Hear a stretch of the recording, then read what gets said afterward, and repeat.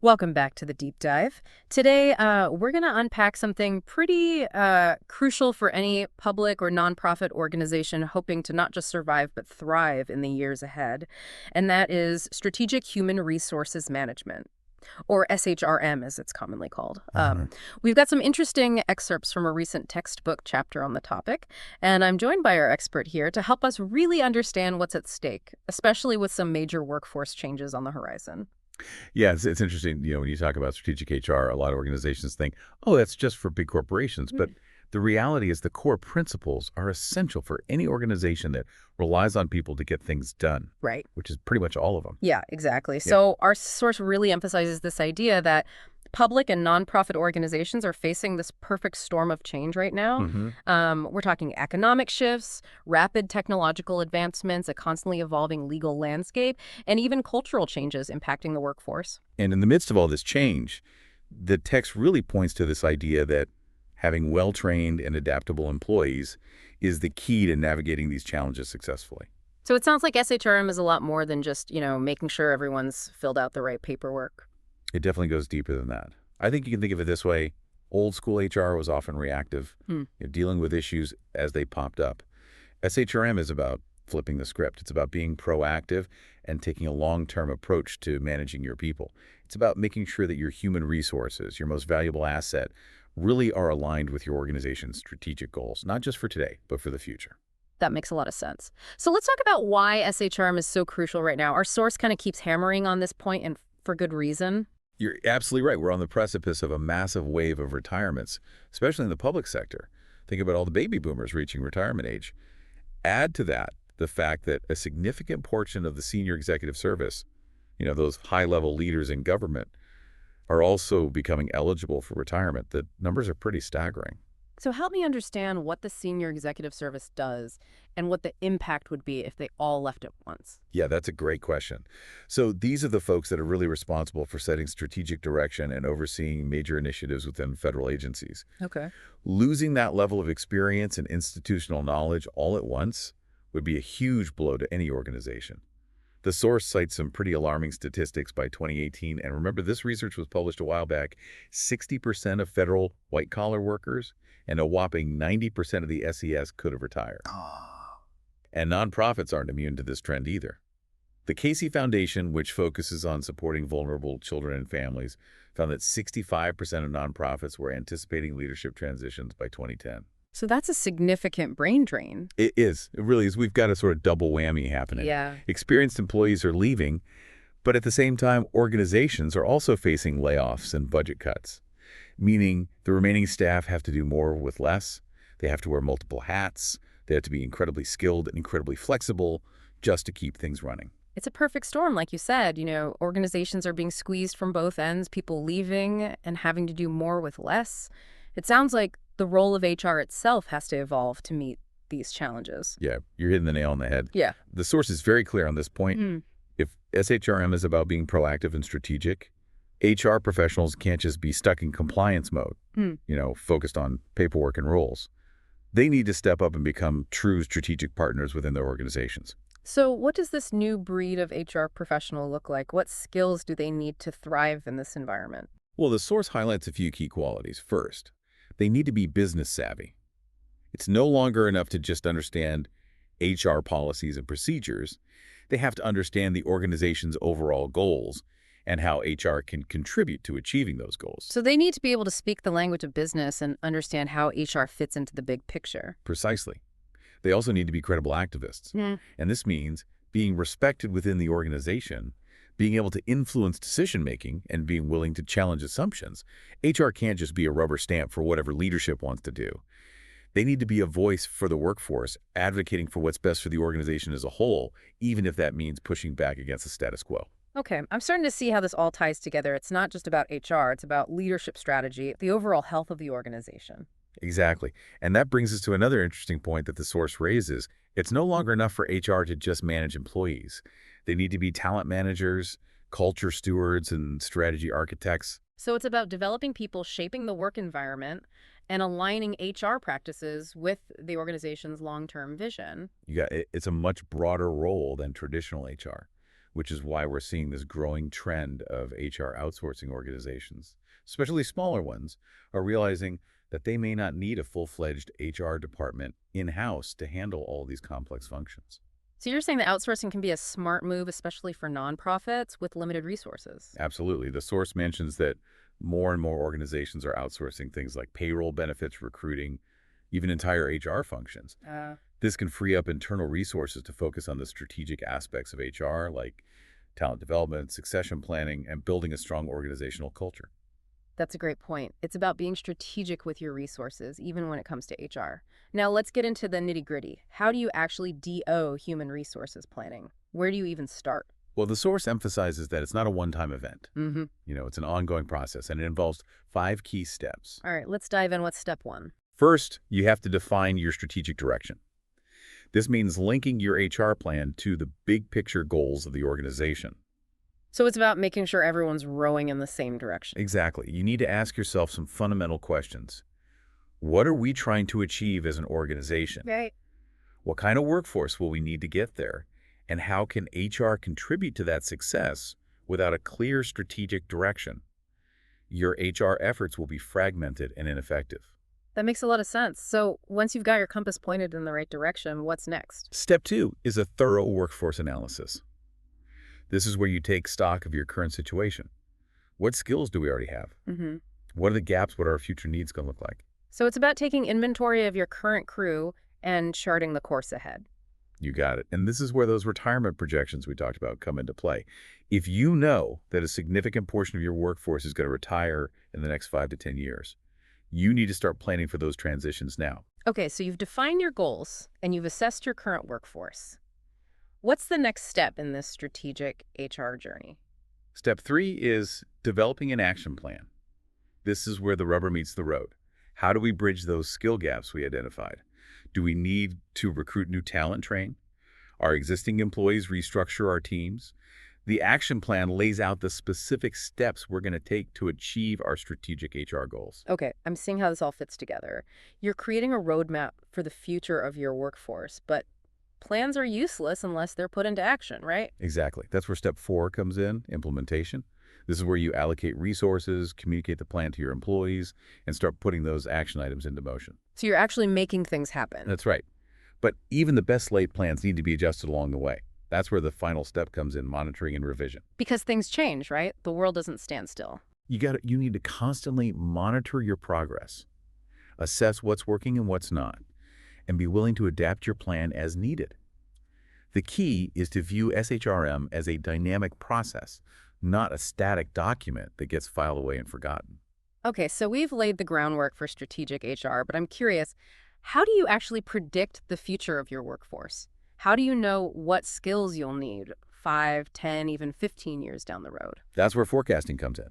It's a crucial part of SHRM and something that many organizations struggle with, but we can dive into that after a quick break. Sounds good.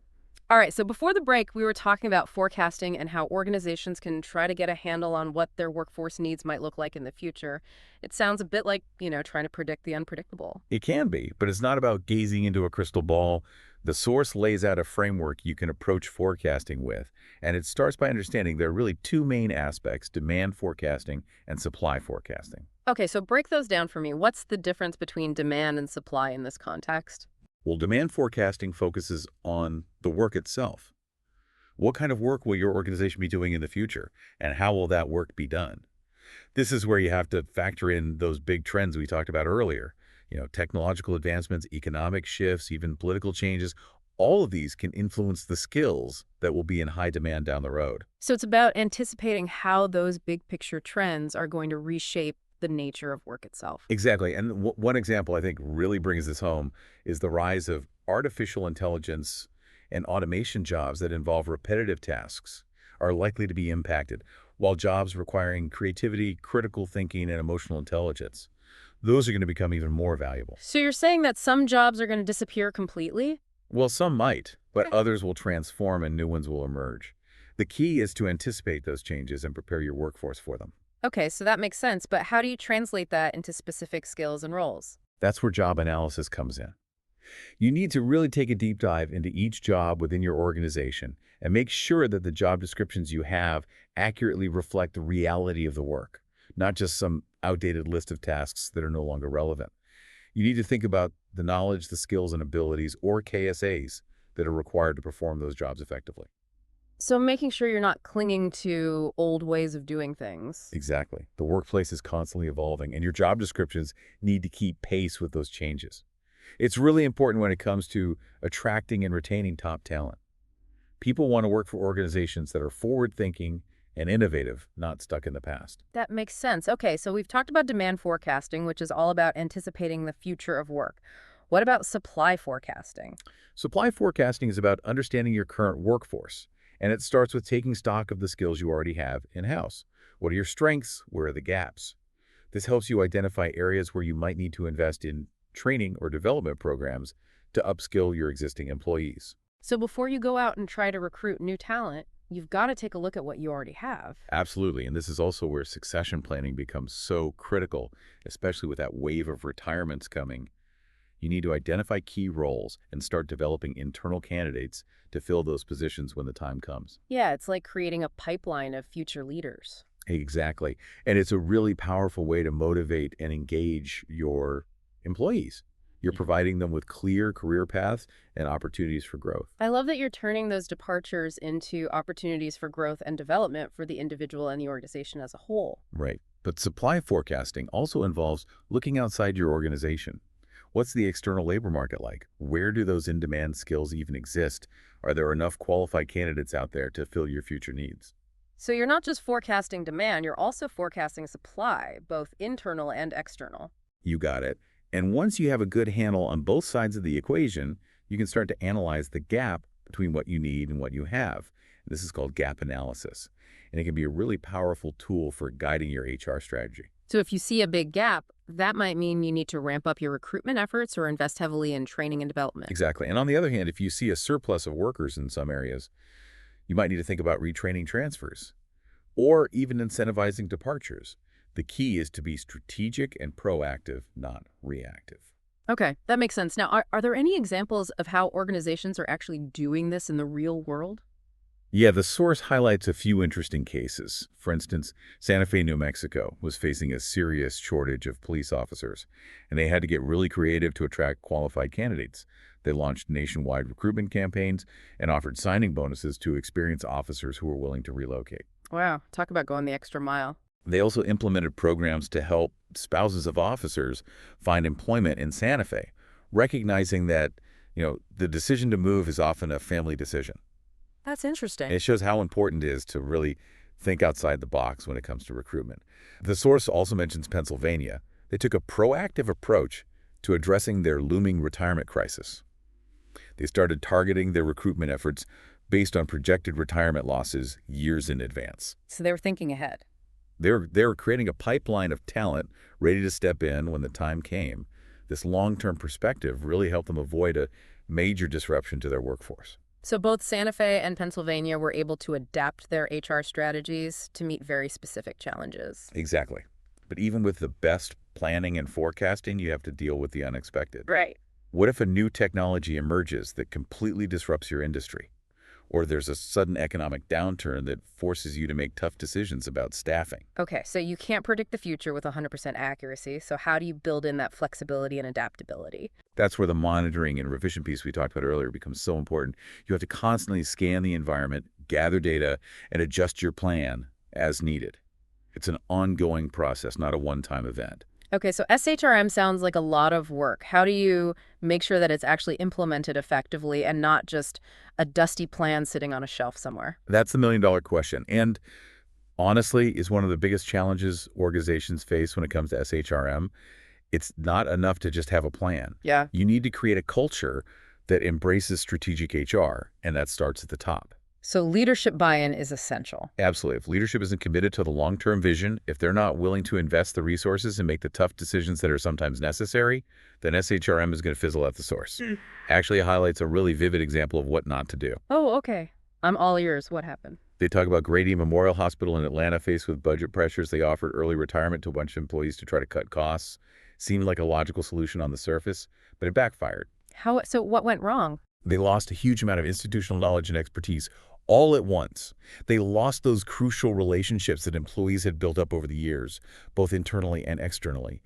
And it ended up impacting patient care, which is, of course, the opposite of what they were trying to achieve. Yeah, that's a tough lesson. It's a powerful lesson in unintended consequences. So, yes, leadership buy-in is essential, but you also need collaboration. Okay. It can't just be an HR initiative.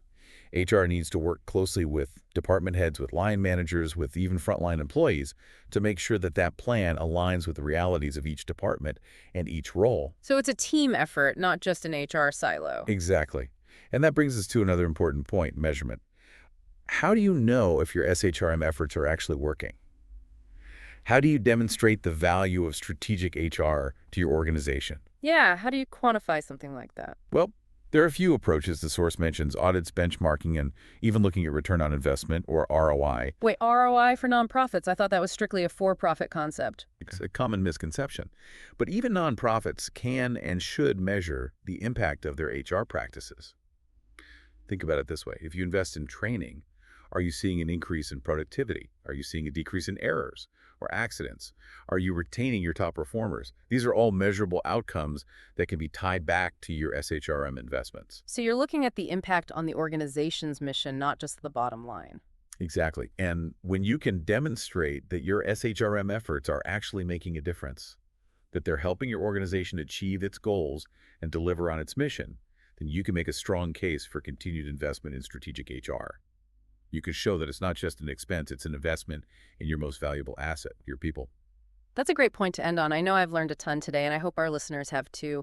We've covered a lot of ground, from the big picture trends shaping the future of work to the practical steps organizations can take to implement effective SHRM. But before we wrap up, I always like to leave our listeners with something to think about, something to spark further reflection and discussion. We've talked a lot about this wave of retirements coming, and I'm wondering, how can organizations capture and preserve all that knowledge and experience before it walks out the door? What are some strategies our listeners can use if they're facing this in their own organizations? That's a fantastic question, and it really highlights why SHRM is so important.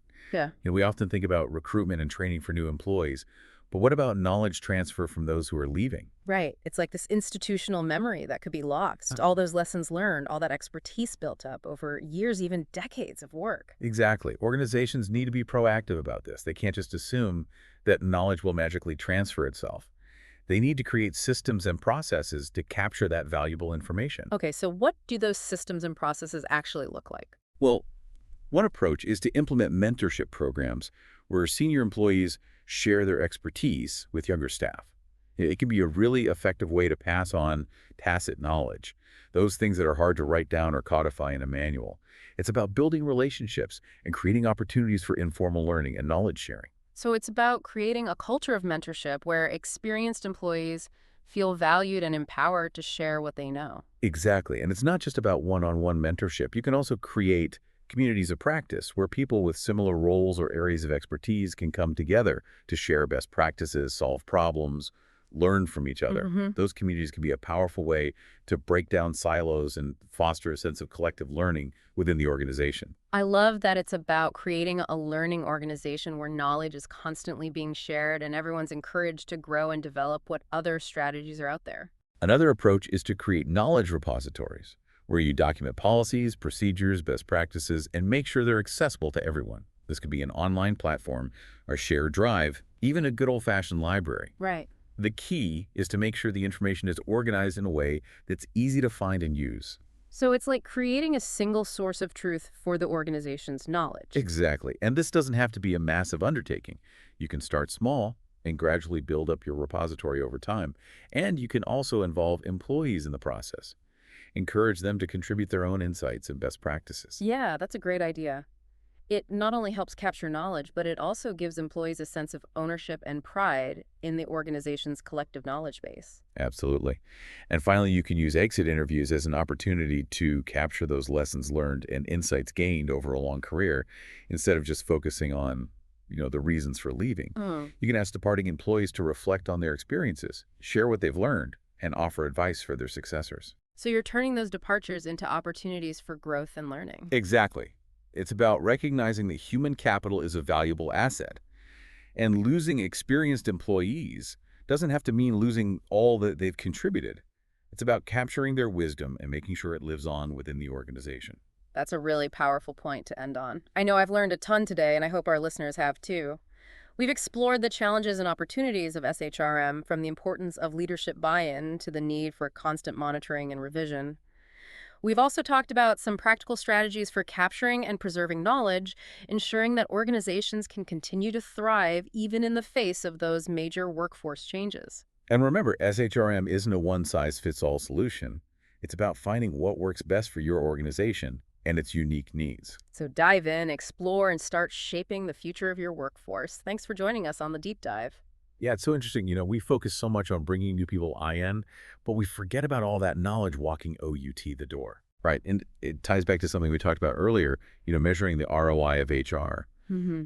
If knowledge I is an asset, then losing it has a cost, capturing it has a return. That's such a good point. I can already picture our listeners, thinking about those senior folks in their organizations. Yeah, I hope so, because even beyond, specific skills, there's that network of relationships and understanding of the organization's history that you can't quantify. Yeah, like why a certain policy exists, or, all those workarounds people use that aren't in any manual. Exactly.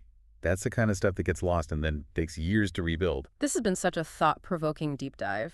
We started with this idea that SHRM is really essential for any organization that's hoping to navigate the future successfully. Right. We talked about those huge workforce shifts that are coming, the evolving role of HR, and, the need to be more strategic about managing people. We dug into the nuts and bolts of HR planning, defining your strategic direction, forecasting those workforce needs, and implementing those plans effectively. Hmm? We even talked about knowledge transfer, which is often overlooked. And the message has been so clear. SHRM, it's not just an HR problem. This is a leadership challenge. It's a strategic imperative for the whole organization. And it's really about creating a culture that values human capital. Couldn't have said it better myself. So for our listeners who are ready to kind of dive deeper into all of this, we'll be sure to include some links to the source material in our show notes. And remember, SHRM, it's not one size fits all. It's about finding what works for your organization and its needs. So start exploring, start experimenting, and start shaping the future of your workforce. Thanks for joining us on the deep dive.